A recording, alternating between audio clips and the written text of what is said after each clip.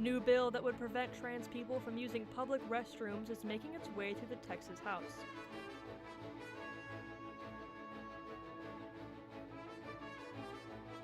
President Trump plans to sign an executive order to get rid of the Department of Education.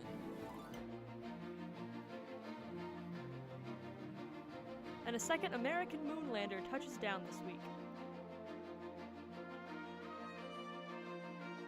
Broadcasting live from the University of North Texas, this is ntTV News at Noon.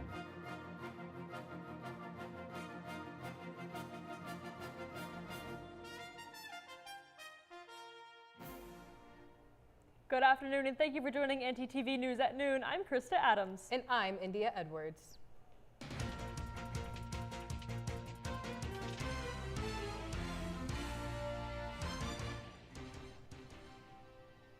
Breaking news, President Trump just announced that he's going to be delaying tariffs on most goods from Mexico until April. This comes amid fears of economic backlash from all the tariffs that went into this effect on Tuesday. Goods from Mexico, Canada, and China. We will keep you updated as the story unfolds. A bill that was proposed in November 2024 is now making its way through the Texas House and could impact your ability to use the restroom. Under a new House Bill 239, transgender people would be required to use the restroom that matches their gender from birth and not the one that they currently identify with, or they can face an incurring fine for violating the law. This would also apply to spaces such as family violence shelters, prisons, and locker rooms.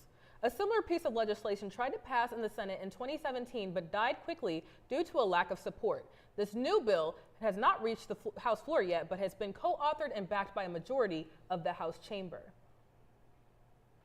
A bill authorized by the McKinney, Texas Senator Angela Paxton may change how schools select library books. Rather than librarians gathering books for schools and advisory groups largely made of parents could be who decides what books stay on school shelves. Books parents find that contain profane, indecent content or grossly offensive language would be removed from school shelves. This proposal has sparked major criticism from librarians and those against censorship. A similar bill was passed through the Senate during the last congressional session, but never received a vote on the House floor. UNT's infrastructure is now under strain as enrollment continues to climb. Recently, several UNT students went to the state capitol in Austin to talk to lawmakers about providing more funding for our university. Let's take a closer look. This is our moment where we get to shine. This is the moment where we get to have the humble reminder that we are a part of something so much greater than that. For UNT students, growth is a double-edged sword. More students mean more opportunities, but also more challenges, from strained infrastructure to a lack of parking. That's why they're here at the Texas Capitol, asking lawmakers for help. UNT is an economic engine fueling the North Texas region. Students met with legislators, hoping to secure more state funding to ease the strain on campus. The university is already taking steps, breaking ground on a new science and technology building to create more classroom space. But some say it's not enough. We're looking at 10 million students coming to North Texas and just so much more of the UNT growing constantly, and we just can't keep up with the students at the moment.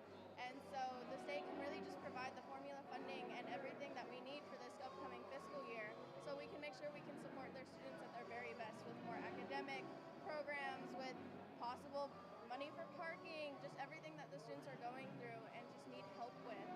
Another major concern, parking, or the lack of it. Many students say they spend more time searching for a spot than getting to class. And there's a lot more students coming in than before, but also the parking is being taken away. So it's leveling out a lot of things. I don't park at UNT, but I take the bus. And even with the buses, I've had buses come by me and say, wait for the next one because there's too many people on the buses. Students say they're hopeful that conversation will turn into real investments for the future. Until then, they're left navigating the challenges of a growing campus. Events like these are the perfect representation of the passion and dedication UNT students have.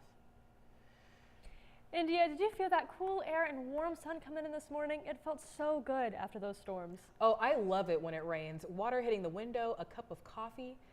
I'm sad it's over. Let's check with Emma Burns. Is any more rain coming our way?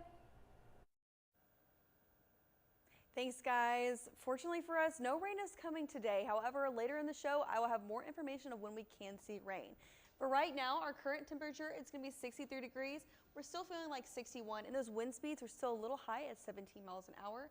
As for tonight, we're going to look at similar temperatures today. That wind speed is still going to stay at 17, but we're going to warm up a little bit to 66. Now, as for tomorrow, we're going to warm up a little bit, see temperatures closer to spring break weather for this upcoming Friday at 77 degrees. It's going to feel like 77. Those wind speeds are going to be down to 12 miles an hour. And I'll have more about how your spring break weather will look later in the show. When we come back, more on how a new executive order could impact your child's education. And more on a new AI system meant to take the place of ChatGPT. Stay with us.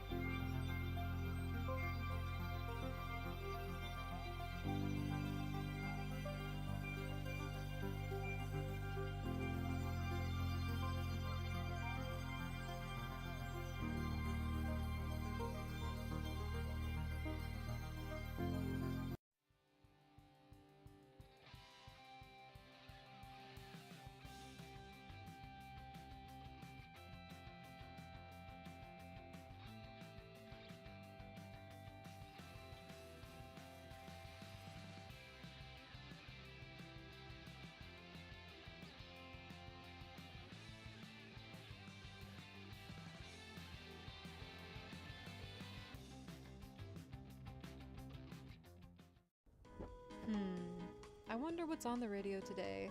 I don't know about this. This is not it. Everything alternative, commercial free. 88.1 Indie. Here at KNTU, we have two traditional stations, 88.1 Indie and KNTU Jazz. We've also recently launched an internet radio station called Mean Green Hits. If you want to hear more, you can check us out at MediaNorthTexas.com. That was pretty good.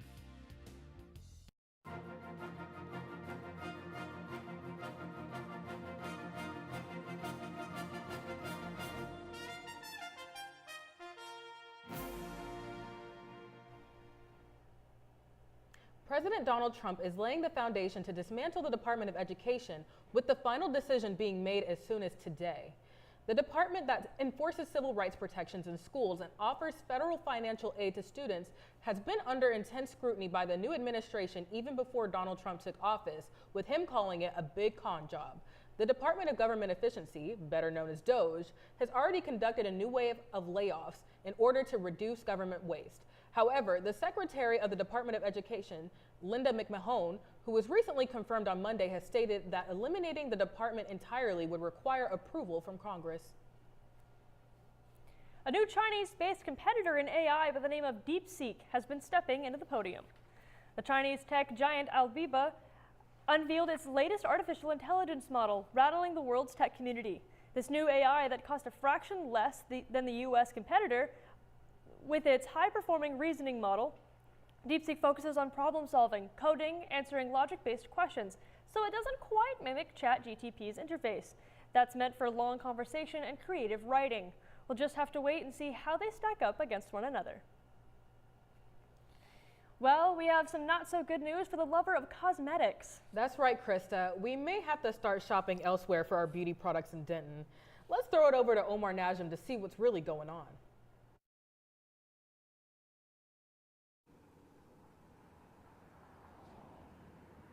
Thanks, India. Denton may soon be a little less beautiful. That's because Sally's Beauty is moving its headquarters out of town. After 40 years of taking up residence in Denton, the company is setting sail for greener pastures away in Plano. Sally will remain in its current building until later this year, while moving while waiting for the new headquarters to be built. When the move happens, hundreds of jobs will be out of Denton. In 2019, Denton County purchased a former Sally's Beauty Distribution Center and converted it into Emergency Services Management. And now with this building going to be controlled by Denton County, they'll be able to convert it into new development for residents and opportunity for Denton residents. That's all I have for you now. Back to the desk. On the topic of spring break, I hope we have some sunshine heading into next week to make our vacation enjoyable. Absolutely. What's a vacation without the sun? Let's throw it over to Emma Burns to see what spring break forecast entails. Emma?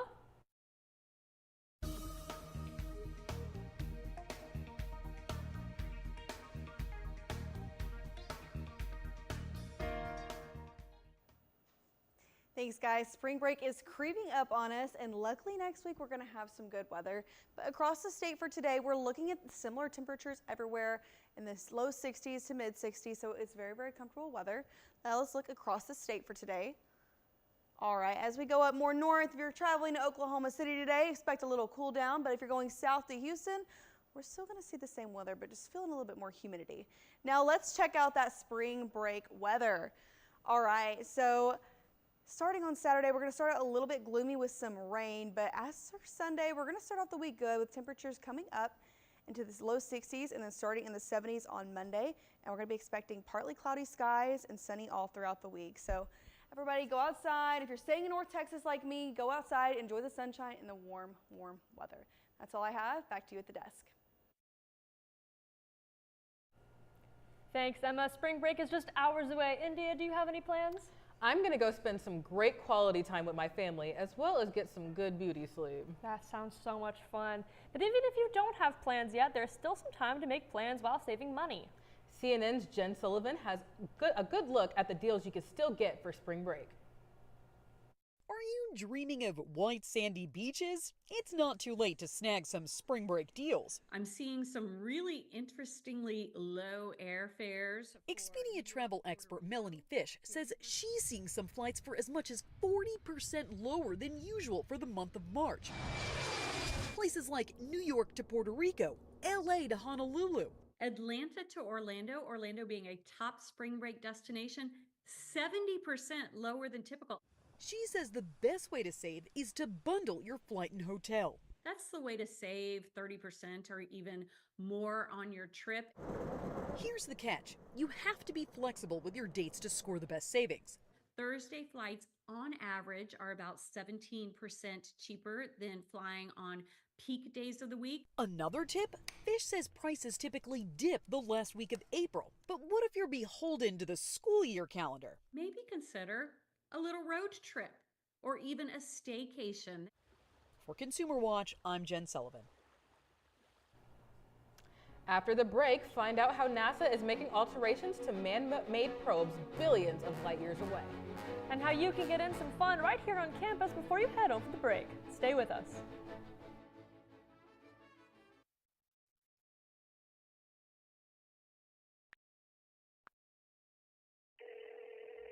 Hey Alex, this guy on the internet says he wants to give me money. That sounds suspicious. What do you mean? Typically, strangers who promise you money on the internet have their own best interest in mind. They often use bounced checks, which will disappear shortly after depositing, but not before they've asked for some money in return. So he doesn't really want to spoil me? No. Well, then what should I do? The best way to handle it is to block and report the suspicious message, or even consult local law enforcement if you've already fallen victim. So I guess we aren't going to Key West for spring break. No.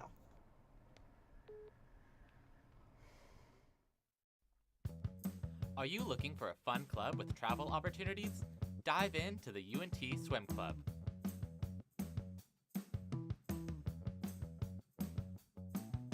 Practicing Monday, Wednesday, and Fridays from 7 to 9 p.m. at the Pole Recreation Center. We accept members at any skill level. For more information, reach out to us at unt.swimclub on Instagram.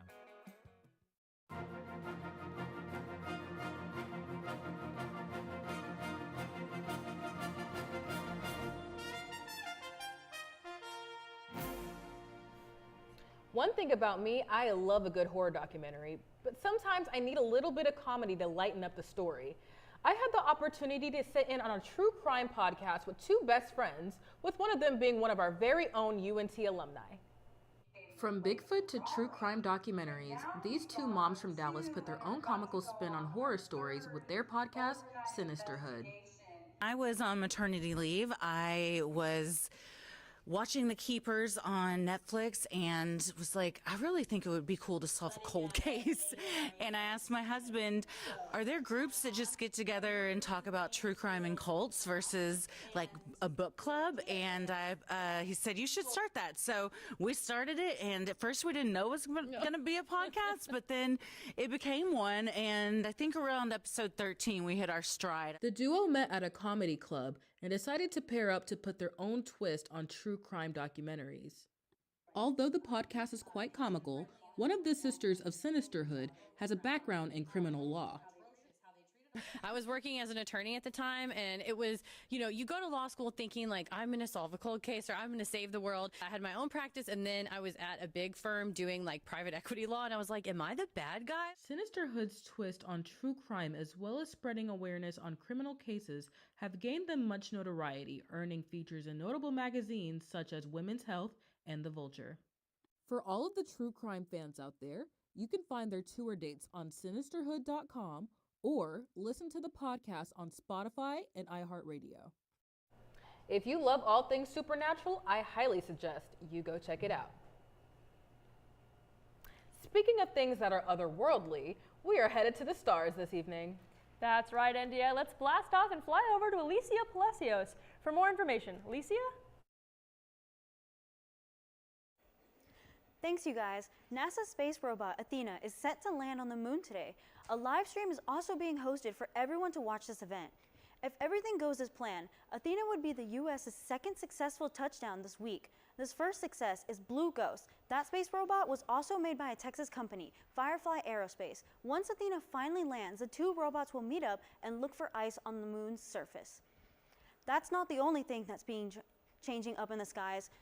In fact, NASA has been able to remotely alter two space probes that haven't even seen the surface of Earth in almost 50 years. Voyager 1 and 2 were launched into space in 1977 and are now having some instruments shutting down. Both will still be able to gather new data despite the shutdown. Since the launch, they've traveled 13 and 15 billion miles from Earth, making them the furthest man-made object in the galaxy. That's all I have for you today. Back to you guys at the desk. Thanks, Alicia. If you're looking for something to do at UNT's University Program Council loves to put on a show, Nadia Rodriguez got the opportunity to check out one of their movie nights this week. Looking for a fun and free way to unwind on campus? The University Program Council at UNT is hosting exciting movie night events. With great films, snacks, and welcoming atmospheres, these screenings bring the Mean Green community together. Let's take a closer look. I'm the films coordinator for UPC. It stands for University Program Council. I basically handle all the movie showings for free. It's honestly such a fun program to get to know different people. A lot of my closest friends now that I have are in UPC. There's truly a lot that goes behind the scenes to make these events happen, and the members definitely make a big part of these events. Our drive-in movie, which we got a movie inside, but it more so specific to our non-traditional and commuter students. But we have a lot of our events also cater to on-campus students. It's a way to interact with other people, but also a way to get out on campus and just have a good time. So this semester, I really was trying to experiment a lot more. This semester, to be a little different, I was like, I want to do something different with whether that was the posters. I changed up different designs and started experimenting with those. I think people should definitely come to UPC events because it is not only a good way to get out of your dorms or even your apartments for campus, but it's also a good way to meet new people. From free snacks to fan favorite films, this event is all about bringing students together for a fun and stress-free evening. Make sure to check out UNT UPC's Instagram to stay updated with events. I definitely have to attend a UPC movie night one of these days. That sounds like an absolutely fabulous time. Absolutely. You have to check it out. Speaking of shows, let's see how the organizations in Denton are highlighting creative performances in their communities. Vanessa?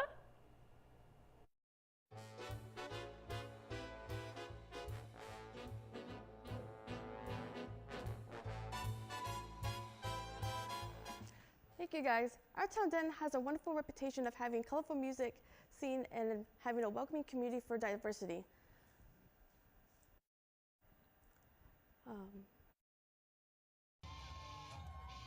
Denton's drag scene is more than just fun music and glamour. It's a wonderful community built on self-expression and inclusivity. Local drag group Glitterbomb hosts drag shows every Thursday night at Rubber Gloves. Glitterbomb is more than just entertainment. It's a lifeline for many people in the LGBT+ community. It's been this wonderful thing that's allowed me to play with my femininity, use it in however way I want, express it exactly how I want. Everyone here is an incredible person. Like, I love everyone I work with, I love all the drag performers, I love all the attendees. Everyone is just such a sweet and caring person. Many performers love the Denton drag scene from the instant sense of belonging and creativity that goes into each performance and show. That true acceptance of yourself and to see someone truly accepting themselves is just, it's this feeling of completeness that you kind of wish everyone could experience. It doesn't need to be a taboo thing, like your sexuality, your gender, the way that you express yourself, all of that is acceptable and should be accepted and welcomed. And so I think in that way, I hope that I'm making impact. As the scene grows, so does its impact, building a safe space where everyone can feel seen, supported, and celebrated. This is ntTV News. I'm Vanessa Nahara. 1, 2, 3, Glitter Bomb! If you'd like to attend any of Glitterbomb's drag shows, they host them every Thursday night. That is all I have for y'all today. Back to you guys at the desk. I don't know about y'all, but my GOAT is Michael Jordan. Me personally, I'd have to go with Kobe Bryant. But hey, that means we don't have to duke it out over the first ever game-worn jerseys that are now coming up for auction? True. What do you think, Mike? What do you think, Matthew? Do you think we could afford them? I don't quite know about that, but when we come back, I'll tell you more about possibly the most anticipated jersey auction ever, as well as preview the American Conference Men's Basketball Tournament starting next week. Stay tuned.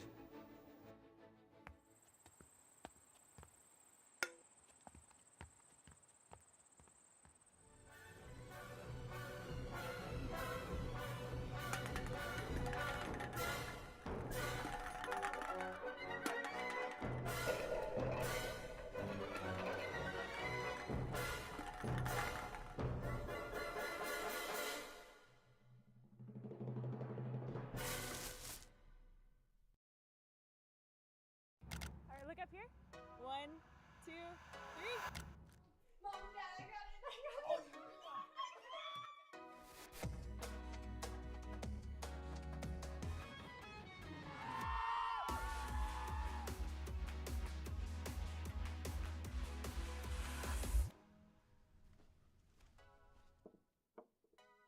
You're right, Mom. I have.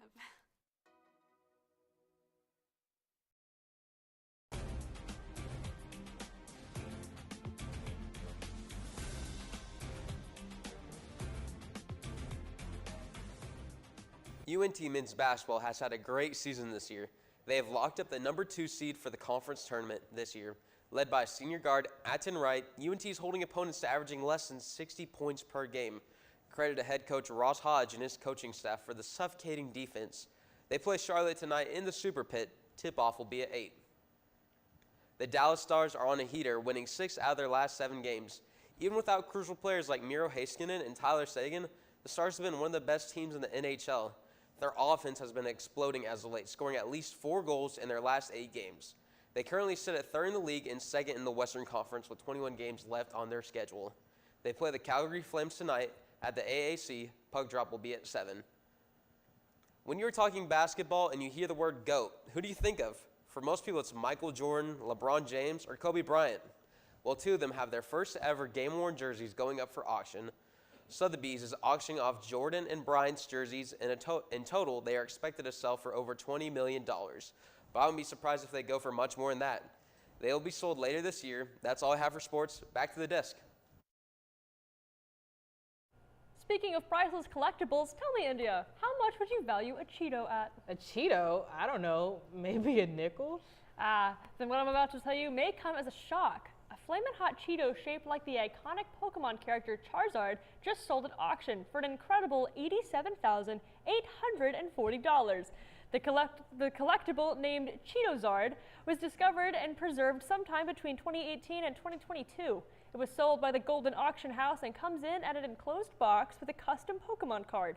The buyer is unknown, but this isn't the first Flamin' Hot Cheeto oddity to fetch a high price at auction. In 2017, a Cheeto shaped like the gorilla Harambe sold for $100,000 on eBay. That sounds delicious, but I think I'll just get a bag from the University Union for a couple of bucks instead. Thanks for watching ntTV News at noon. Join us again tonight at 6 here on North Texas Television.